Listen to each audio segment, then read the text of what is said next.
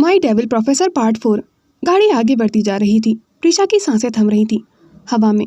बस उसकी साड़ी का पल्लू उड़ता हुआ पीछे छूट रहा था। उसने चीखने की कोशिश की, बचाइए, कौन है आप? लेकिन उसके गले से आवाज़ ही नहीं निकली थी। सामने बैठे शख्स का चेहरा मास्क से ढका हुआ था। सिर्फ उसकी ठंडी आंखें दिख रही थी। प्रीशा बुरी तरह डर गई थी। उसने पूरी ताकत से खुद को छुड़ाने की कोशिश की। छोड़ो मुझे, कौन हो तुम लोग? उसने पैर चलाए, हाथों से धक्का मारा और सामने बैठे शख्स के कंधे पर जोर से प्रहार किया। लेकिन सामने वाले शख्स पर कोई असर नहीं हुआ था। पर उसकी आंखें प्रीशा को जानी पहचानी लग रही थीं। वो धीरे से झुका और भारी आवाज़ में बोला, welcome to hell miss Srivastava. उसकी ये बात सुनकर प्रीशा की आंखें झट से खुल गई थीं। वो अभी कैफ़े के बाहर कुर्सी पर बैठी हुई थी। सामने कॉफ़ी रखी थी जो अब ठंडी हो चुकी थी। उसने घड़ी देखी, अंशुमन अब तक नहीं आया था। वो राहत की सांस लेते हुए बोली, तो ये सपना था। अगले ही पल, प्रीशा बेटा। राजेंद्र जी ने कैफ़े के बाहर बैठी प्रीशा के कंधे पर हाथ रखा। प्रीशा बेटा, क्या हुआ है?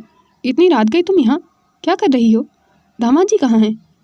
राजेंद्र जी की आवाज़ उसके कानों में गूंजी। प्रीशा ने आंखें झपकाई और अपनी घबराहट को कंट्रोल करने की कोशिश करने लगी थी। दिल अब भी जोर जोर से धड़क रहा था, जैसे सचमुच किसी ने उसे पकड़कर खींचा हो। उसके दिल में अंशुमन ने इतनी दहशत बैठा दी थी कि प्रीशा को अब सपने में भी यही लगता था कि कहीं वो उसे दुनिया से ही रुखसत ना कर दे। वो हड़बड़ाकर उनकी तरफ मुड़ी। मामा जी। उसकी आवाज़ हल्की सी कांप रही थी। फिर उसने राहत की सांस ली। आप हैं? हाँ, मैं ही हूँ, उन्होंने मुस्कुराते हुए कहा। इतनी रात के अकेली यहाँ बैठी हो? दामाद जी कहाँ हैं? और अगर मैं दुकान से थोड़ी देर से आता तो तुम यहीं बैठी रहती क्या? प्रीशा ने एक पल को नज़र झुका ली थी, फिर धीरे धीरे बोली, वो नहीं आए मामा जी, तो मैं क्या करती? क्या मतलब? उन्होंने बुलाया था ना? हाँ। उसने होंठ काटे, फिर बहुत क्यूट अंदाज में कहा, पता नहीं, खुद को लॉर्ड गवर्नर समझते हैं जिन्हें इंतज़ार कराने का पूरा हक है, और हम 2 मिनट भी क्लास के लिए लेट हो जाएं तो सूली पर लटकाने को तैयार रहते हैं। राजेंद्र जी उसकी बात पर हंस पड़े थे। अरे अब इतना भी मत सोचो उनके बारे में, वो शायद किसी काम में फंस गए होंगे। प्रीशा ने नाक फुलाते हुए कहा, मामा जी आप ही बताइए, कोई ऐसे भी डराता है क्या? कभी क्लास में देर हो जाए तो ऐसे दिख लेते हैं जैसे मैंने देशद्रोह कर दिया हो, और जब मैं बोलती हूँ तो बस इनफ प्रीशा कहकर चले जाते हैं।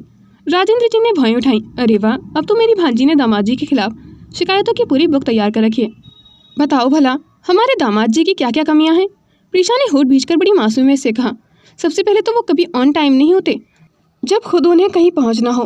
फिर उंगलियों पर गिनाते हुए बोली, फिर बहुत खड़ूस हैं हर बात। प्रीशा ध्यान दो, प्रीशा फोकस करो, जैसे मैं कोई छोटा बच्चा हूँ। राजेंद्र जी ने हंसते हुए कहा, अरे वो तो टीचर है ना, आदत से मजबूर होंगे। टीचर नहीं है मामा जी, हिटलर है वो। प्रीशा ने आंखें गोल करके कहा, हर बात में सही शब्द, सही टोन, सही वक्त। एक बार तो मैंने बस इतना कहा कि मुझे थोड़ा नींद आ रही है तो बोले, पहले काम पूरा करो फिर स्लीप। आप बताइए, कोई इंसान नींद को भी परमिशन से ले क्या? राजेंद्र जी हंसते हंसते दोहरे हो गए थे। प्रीशा ने मुंह फुलाकर कहा, आपको पता है मामा जी, मुझे भी सपना आया था, बहुत डरावना लगा, जैसे कोई मुझे। वो कहते कहते रुक गई थी, फिर तुरंत खुद को संभालते हुए मुस्कुराई, पर अब आप आ गए हैं ना तो सब डर भाग गया। राजेंद्र जी ने स्नेह से उसके सिर से हिलाया। भागत, सपने बुरे नहीं होते, वो बस बताते हैं कि हम किससे ज़्यादा डरते हैं। चलो अब मैं हूँ ना, घर चलते हैं। प्रीशा ने राहत की सांस ली। हाँ मामा जी चलिए, वैसे भी बहुत नींद आ रही है मुझे। और वो भी राजेंद्र जी के साथ चली गई थी। वहीं दूसरी तरफ दिल्ली के सबसे हाई प्रोफाइल क्लब का प्राइवेट रूम हल्की रोशनी में डूबा हुआ था। म्यूजिक धीमे धीमे बज रहा था। टेबल पर ग्लासों की छनक और दोस्तों की हंसी गूंज रही थी। अंशुमन चुपचाप एक कोने में बैठा हुआ था, सामने रखे ड्रिंक के ग्लास को घूरते हुए। उसके दोस्त जोर जोर से हंस रहे थे। तो मिस्टर अंशुमन, किन्नी ने टीजिंग टोन में कहा, अब बताओ शादी कब कर रही हो रिधिमा से? रिधिमा तो तैयार बैठी है। बाकी सब भी हंस पड़े थे। हाँ भाई, कॉलेज में तो तुम दोनों की लव स्टोरी के किस्से बहुत पॉपुलर थे। याद है ना वो कैंप वाला दिन और वो वक्त जब रिधिमा ने तुम्हारे लिए झगड़ा किया था? रिधिमा हल्की मुस्कान के साथ सामने बैठी हुई थी, पर उसकी नज़रों में अभी भी वही उम्मीद थी कि शायद अंशुमन कोई जवाब दे। अंशुमन ने बस हल्के से मुस्कुराकर ग्लास में बची ड्रिंक खत्म की, पर कोई जवाब नहीं दिया था। उसका चेहरा शांत था, लेकिन आंखों में एक ठंडापन उतर आया था। रिधिमा मुस्कुराई। वो वही मुस्कान थी जो किसी को भी असहज कर दे। काफ़ी टाइम लगा दिया ना मैंने वापस आने में। सच कहूँ तो मुझे नहीं लगा था कि तुम मेरे एक फ़ोन कॉल पर मुझे लेने आ जाओगे। अंशुमन ने उसकी बात का कोई जवाब नहीं दिया था। वो बस ड्रिंक करता जा रहा था, जैसे वो किसी और ही सोच में गुम हो। वो धीरे से उठी। उसकी हील्स की आवाज़ पूरे कमरे में गूंज उठी थी। वो उसके बहुत करीब आई, इतना कि उसकी परफ्यूम की खुशबू अंशुमन की सांसों में उतरने लगी थी। अभी नाराज़ हो मुझसे कि मैं तुम्हें बिना बताए छोड़कर चली गई थी? उसने ठंडे स्वर में कहा। यह डर है कि कहीं फिर से मेरे प्यार में न गिर जाओ। अंशुमन की निगाहें उसकी आंखों में थी। उसने उसके बालों को हल्के से पीछे करते हुए उसकी बात दोहराई। डर तो उन्हें होता है जिनके पास खोने के लिए कुछ हो, और मैं अपना सब कुछ 11 साल पहले खो चुका हूँ। उसी वक्त उसके फ़ोन की स्क्रीन चमकी। अंश, तुम लोग वापस आने वाले हो ना, या फिर अपने लिए हनीमून स्वीट बुक किया है? मिस्टी वो कुछ पल तक स्क्रीन को देखता रहा, जैसे अचानक उसे किसी चीज़ की याद आ गई हो। उसने जल्दी से टाइम देखा। रात के 11:30 बज रहे थे। उसका चेहरा सख्त हो गया था और वो बिना कुछ कहे खड़ा हो गया था। अरे भाई, जा कहाँ रहा है? रेहान ने पूछा। It's over. उसने बस इतना कहा, जैकेट उठाई और तेज कदमों से बाहर निकल गया था। रिधिमा उसकी तरफ देखती रह गई थी, चेहरे पर हल्का सा झटका और आंखों में ठहरा हुआ सवाल था। शायद अंशुमन की ज़िंदगी में कोई और लड़की आ चुकी है। क्लब की हंसी ठिठोली पीछे छूट चुकी थी। बाहर की ठंडी हवा में बस उसकी जैकेट उड़ रही थी और उसके दिमाग में गूंज रही थी वही बात, प्रीशा। वो बाहर निकलते वक्त समझ नहीं पा रहा था कि वो खुद से भाग रहा है या अपने अतीत से। अगली सुबह 8:45 बजे धीरे धीरे कमरे में धूप फैल रही थी। खिड़की के पर्दे हवा में हिल रहे थे और हल्की ठंडक कमरे में फैली हुई थी। अलार्म कई बार बज चुका था और पूजा भी प्रीशा को कई बार कॉल कर चुकी थी, क्योंकि आज भी उसका एग्ज़ाम था। मगर प्रीशा अब भी गहरी नींद में थी। किचन के बर्तनों की आवाज़ के शोर से उसकी नींद टूट गई थी। पहले कुछ सेकंड तो उसे समझ ही नहीं आया कि वो कहाँ है।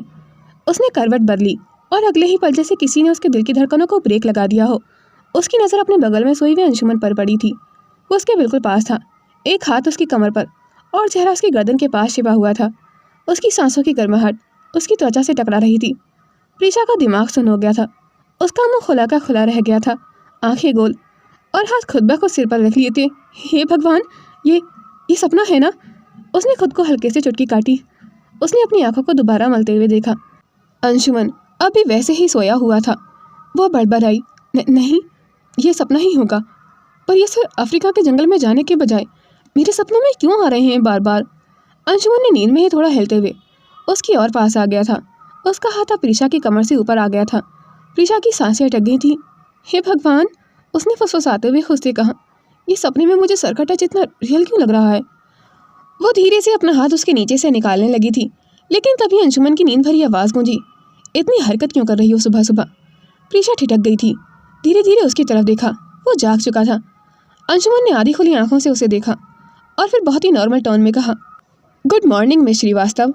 उसकी आवाज़ में बस वही ठंडापन था जो हमेशा से रहता था। प्रीशा के चेहरे से सारा रंग उड़ गया था। आप सच में हैं? उसने अंशुमन की गालों को हल्के से टच किया और ये महसूस करने के बाद कि अंशुमन सच में उसके पास है, वो घबराती हुई बोली, आप मेरे बेड पर क्या कर रहे हैं सर? अंशुमन ने बिना हिले कहा, पहले तो ये कमरा मेरा है और ये बेड भी। वो पल भर को चुप रही, फिर धीरे से बोली, मतलब मैं आपके कमरे में सोई थी? प्रीशा ने चौंक कर चारों तरफ नज़र दौड़ाई। कमरे की दीवारें, बुक शेल्फ, पर्दे और वो पेंटिंग्स सब अंशुमन के कमरे के थे। उसका मुंह खुला का खुला रह गया था। वो धीरे से बोली, ये तो सच में आपका रूम है सर, लेकिन मैं तो मामा जी के घर पर थी ना। वो उठकर बैठ गई थी, बालों को झटके से पीछे किया और पूरी तरह होश में आने की कोशिश करने लगी थी।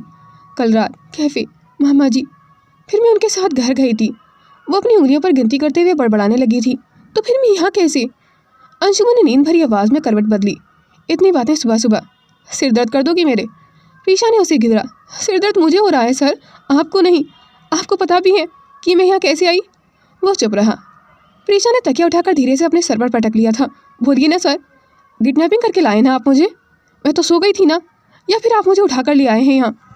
वो कुछ देर तक उसे घूरती रही, जैसे उसके चेहरे से जवाब पढ़ लेना चाहती हो, पर अंशुमन ने कोई जवाब नहीं दिया था।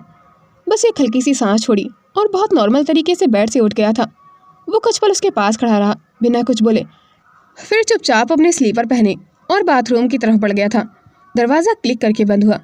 प्रीशा याद करने की कोशिश कर रही थी कि वो यहाँ कैसे पहुँची। वो कुछ देर तक तो बिस्तर पर बैठी रही, जैसे दिमाग में 100 सवाल एक साथ घूम रहे हों। ये कोई सपना तो नहीं था। सर, तो फिर मैं यहाँ कैसे? वो धीरे से उठी, पैर नीचे रखे और कमरे से बाहर निकल गई थी। सीढ़ियों से उतरते हुए उसने चारों तरफ झांका। सब कुछ बहुत शांत था, बस नीचे किचन से कुछ हल्की आवाज़ें आ रही थी। प्रीशा धीरे धीरे नीचे उतरी। दिल अब भी हल्का सा काँप रहा था। वो कदम दबाकर किचन की ओर बढ़ गई थी। उसे अपने लिए चाय बनानी थी, क्योंकि उसकी आंखें ठीक से खुल नहीं पा रही थीं। उसने कोने से झांका। आकाश और मिष्टी किचन काउंटर के पास खड़े थे। दोनों इतने पास थे कि जैसे दुनिया की कोई आवाज़ उन तक ना पहुंच रही हो। मिष्टी के बाल थोड़े बिखरे हुए थे और आकाश उसके लबों की मिठास चखते हुए हंस रहा था। दोनों एक दूसरे को पैशनेटली किस कर रहे थे। उन दोनों की हंसी किचन में गूंज रही थी। उन दोनों को इस तरह देखकर प्रीशा के चेहरे का रंग उड़ गया था।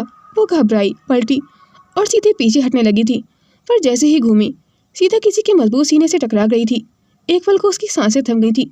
उसने ऊपर देखा, अंशुमन था। उसकी हाइट 5'3" थी और अंशुमन की हाइट 6.5, तो वो उसके सीने तक ही रह गई थी।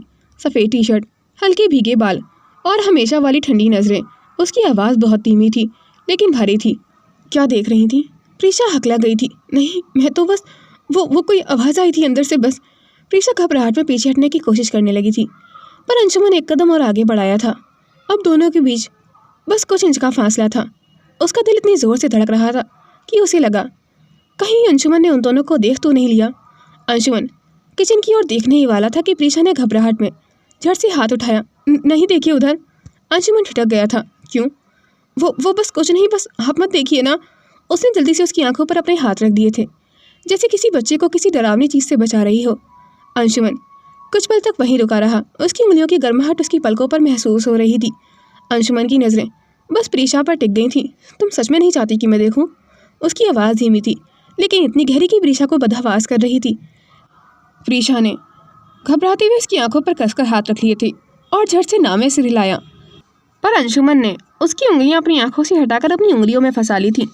प्रीशा की सांसें तेज हो गई थीं उसकी इस हरकत पर और उसका दिल जोर जोर से धड़कने लगा था। अंशुमन ने एक कदम और बढ़ाया। अब उनके बीच बस कुछ इंच का ही फासला बचा था। उसकी ठंडी पर गहरी नज़र प्रीशा के चेहरे से नहीं हट रही थी। प्रीशा ने पीछे हटने की कोशिश की लेकिन अंशुमन ने हल्का सा हाथ उसके गाल पर रख लिया था ताकि वे खुद को पीछे नहीं हटा सके। प्रीशा की आंखें बड़ी हो गई थीं लेकिन उसने अपने हाथ अभी भी उसके चेहरे पर टिकाए रखे थे। अंशुमन ने धीरे धीरे उसका चेहरा अपने करीब खींचा। उनकी नाकें लगभग टकरा रही थी। तुम्हें डर क्यों लग रहा है? उसने बहुत धीमे पर इतनी पास से कहा कि प्रीशा के दिल की धड़कन और तेज हो गई थी। प्रीशा ने बस हल्के से सिर नामे हिलाया। मुझे डर नहीं लग रहा सर। उसका शरीर अनजाने में अंशुमन की तरफ झुक गया था। कुछ पल दोनों बस ऐसे ही खड़े रहे थे, इतने करीब कि बस एक सांस की दूरी रह गई थी। हवा में खुली गर्माहट और अनकहे एहसास ने दोनों को चुप करा दिया था। अंशुमन ने उसकी आंखों में देखा और डोमिनेट लहजे में बोला, मुझे देखना है कि अंदर ऐसा भी क्या हो रहा है जो तुम मुझसे छिपा रही हो। उसकी आवाज़ सख्त थी। अंशुमन जैसे ही किचन की तरफ ध्यान देकर अंदर देखने वाला था, प्रीशा ने झट से अपने हाथ उसके चेहरे पर रखा। उसने अपने शरीर को हल्का सा पीछे झुकाने के बजाय अपनी हील्स पर थोड़ा उछलकर अंशुमन के होठों की ओर झुक गई थी। अंशुमन की आंखें फैल गई थीं। उसके दिल की धड़कन अचानक तेज हो गई थी। पूरे शरीर में एक गर्म सनसनी सी दौड़ गई थी। उसके हाथ अपने आप ही प्रीशा के गाल और कमर की ओर सरक गए थे। अंशुमन ने उसकी नज़दीकी को महसूस किया। उसकी सांसें, हल्की सी कंपन और छोटे से इम्पल्स, सब कुछ उसकी तरह खिंचाव पैदा कर रहा था। उसका दिमाग कुछ पल के लिए खाली सा हो गया था। वो खुद को रोकना चाहता था पर खुद को रोक नहीं पा रहा था। बस प्रीशा की गर्माहट और उनकी होठों की नज़दीकी में डूब गया था। फिर धीरे धीरे उसने अपनी आंखें बंद की और अपने होठों को हल्के से प्रेस किया। एक पल के लिए बस महसूस करने के लिए उसने अपने हाथ प्रीशा के चेहरे से हटाकर उसकी कमर पर हल्की सी पकड़ बना ली थी, जैसे उसे रोकना और महसूस करना दोनों चाहता हो। उसकी ठंडी पर गहरी नज़रें अब नरम हो गई थीं। प्रीशा के होठ उसके होठों पर हल्के से टिके हुए थे, लेकिन अंशुमन ने महसूस किया कि ये सिर्फ एक इम्पल्स नहीं था, ये प्रीशा की जिद और उसकी नज़दीकी की तासीर थी। जैसे ही अंशुमन ने प्रीशा के होठों से हल्का सा प्रेस महसूस किया, दोनों उस पल में पूरी तरह से डूब गए थे। बस एक दूसरे की गर्माहट और नज़दीकी थी। तभी अचानक पीछे से किसी की खांसी की आवाज़ आई। उस आवाज़ को सुनकर दोनों झट से होश में आ गए थे। प्रीशा ने डर के मारे अपने हाथ पीछे खींच लिए थे और झट से पीछे हटकर एकदम पीछे हो गई थी। अंशुमन भी पल भर के लिए स्थिर हो गया था। उसकी आंखों में हैरानी और हल्की शर्मिंदगी दोनों झलक रही थी। अगले ही पल उन्होंने देखा कि अभिमन्यु वहाँ खड़ा हुआ था, फ़ोन हाथ में, और बड़ी हंसी के साथ रिकॉर्ड कर रहा था। Wow, so romantic. अभिमन्यु ने हंसते हुए कहा, ये तो मैं याद रखूंगा। प्रीशा का चेहरा लाल हो गया था। उसने झट से सिर झुकाया और घबराहट में फड़फड़ाते हुए बोली, सॉरी सर, सॉरी, मुझे समझ नहीं आ रहा था कि मैंने क्या किया। उसकी आवाज़ कांप रही थी। वह खुद को संभालते हुए पीछे हटने लगी, लेकिन कदम इतने तेज थे कि अंशुमन बस हैरानी से उसे देखता रह गया था। मैं उसने फिर कुछ नहीं कहा, बस झट से अपनी हील्स पर उछलकर सीढ़ियों की तरफ भाग गई थी। उसके हाथ हल्के हल्के अपने चेहरे पर टिकाए हुए थे, जैसे वह अपनी शर्मिंदगी से खुद को छुपाना चाह रही हो। अंशुमन वहीं खड़ा रह गया था। उसकी आंखों में चौंक और हल्की सी हैरानी थी। उसने अभी भी महसूस किया कि जिसे उसने हमेशा मासूम और थोड़ी बेवकूफ़ समझा था, उसकी अचानक हुई नज़दीकी ने उसके पूरे शरीर में हलचल पैदा कर दी थी। वह कुछ पल के लिए बस वहीं खड़ा रह गया था, धीरे धीरे अपनी सांसों को संभालते हुए। उसके दिल में अभी वह गर्माहट और अचानक खिंचाव गूंज रहा था, एक ऐसा एहसास जिसे शब्दों में पिरोना मुश्किल था। अभिमन्यु पीछे से हंसते हुए फ़ोन में रिकॉर्डिंग देख रहा था और कह रहा था, ये तो सच में अनफॉरगेटेबल है। अंशुमन ने बस धीरे धीरे सिर हिलाया, खुद को रोकते हुए, और सोचने लगा कि प्रीशा के इस छोटे से इम्पल्स ने उसे कितना हिलाकर रख दिया है। कुछ देर बाद प्रीशा कॉलेज चली गई थी। उसके कदम हल्के और जल्दी जल्दी में थे। अब उसके पास अंशुमन का सामना करने की हिम्मत नहीं बची थी। उसका चेहरा अब भी लाल था और दिल की धड़कनें इतनी तेज़ थीं कि उसे खुद पर काबू पाना मुश्किल हो रहा था।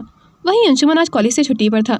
उसका मन लगातार रात के उन पलों में घूम रहा था जब वह प्रीशा के घर गया था। वो याद कर रहा था कि कैसे उसने रात भर उसी के कमरे में बिताया था और हर कोना छाना था। लॉकेट तो उसे मिल गया था, लेकिन उसमें वह चिप नहीं मिली थी जिसको वह ढूंढ रहा था।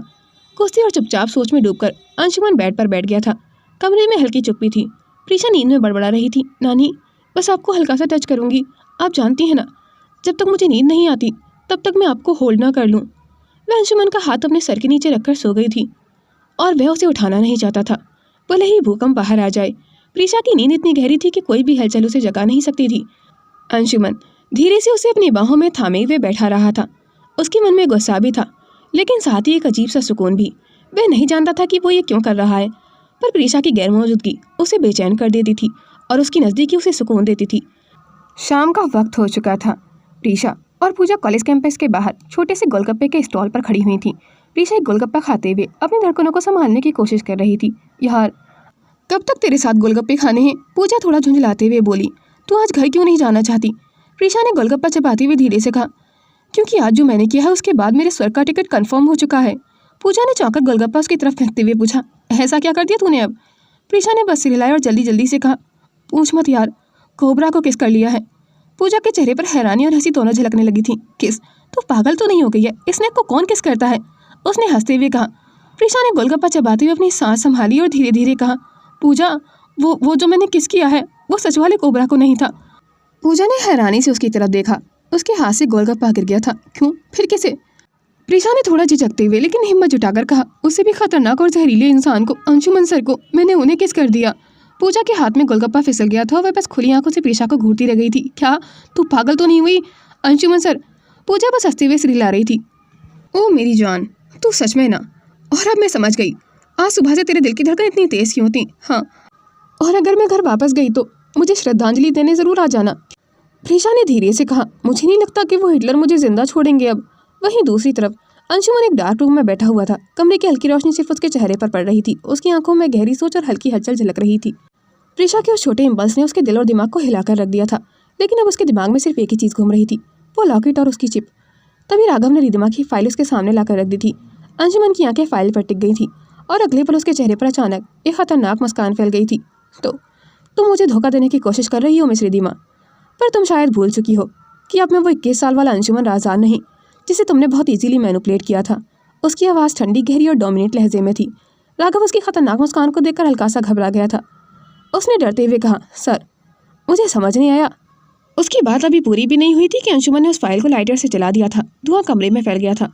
उसने राघव की ओर देखा और गंभीर स्वर में बोला, उसे घर से लेकर कॉलेज तक फुल सिक्योरिटी दी जाए। अब तक उसे कोई नुकसान नहीं होना चाहिए। वो लोग चिप हासिल करने के लिए किसी भी हद तक जा सकते हैं। जान से मारना भी उनके लिए आसान होगा। राघव चौंक गया था, लेकिन सर एक आम सी लड़की के लिए इतना प्रोटेक्शन? अंशुमन ने उसकी ओर धीरे धीरे मुड़ा। उसकी आंखों में आग और ठंडक दोनों झलक रही थी। आम नहीं है वो। जब तक हमें चिप नहीं मिल जाए उसे कुछ भी नहीं होना चाहिए। वो चिप ही अंडरवर्ल्ड की दुनिया को कंट्रोल कर सकती है। वो जिसके पास होगी हुकूमत भी उसी की होगी। वो चिप अगर गलत हाथों में गई तो सब कुछ खत्म हो जाएगा। वहीं दूसरी तरफ प्रीशा ने धीरे धीरे राजदान मेंशन का दरवाज़ा खोला। उसके कदम हल्के डरे हुए थे। वह कोशिश कर रही थी कि कहीं अंशुमन की नज़र में ना आ जाए। उसका दिल ज़ोर ज़ोर से धड़क रहा था और हाथ थोड़ा कांप रहे थे। वे सीढ़ियों की तरफ बढ़ी, ध्यान से हर कदम रख रही थी। पूरा मेंशन सुनसान लग रहा था, कोई भी आवाज़ नहीं थी। जैसे ही वो ऊपर की तरफ गई उसने नीचे सफाई कर रही मेड को देखा। आंटी सब कहाँ हैं? प्रीशा ने धीरे से पूछा। मेड उसकी तरफ देखकर मुस्कुराई।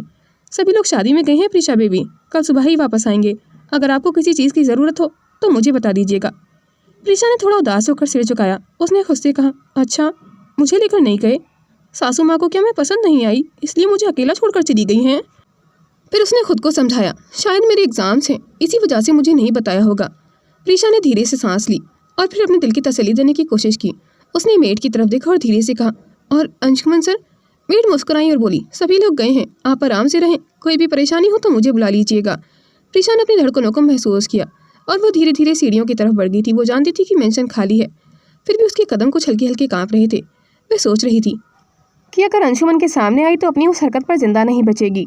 वो किसी भी तरह उसकी नज़र में नहीं आना चाहती थी। उसने कमरे में कदम रखा, धीरे से दरवाज़ा बंद किया। कमरा बिल्कुल शांत था। प्रीशा ने राहत की सांस ली। अंशुमन सर नहीं है, यानी कि आज की रात मेरी। वो हल्के कदमों से आगे बढ़ी। उसने अपने बैग को एक तरफ फेंका और बालों को खोल दिया था। मोबाइल पर एक गाना चलाया, वो जरा जरा love me love me love me. धीमी बीट्स तो थोड़ी सी रिदम। उसके होठों पर मुस्कान आ गई थी और वो खुद ब खुद थिरकने लगी थी, पहले थोड़ा झिझकते हुए, फिर खुलकर। हर मोमेंट में एक अलग ही चार्म था।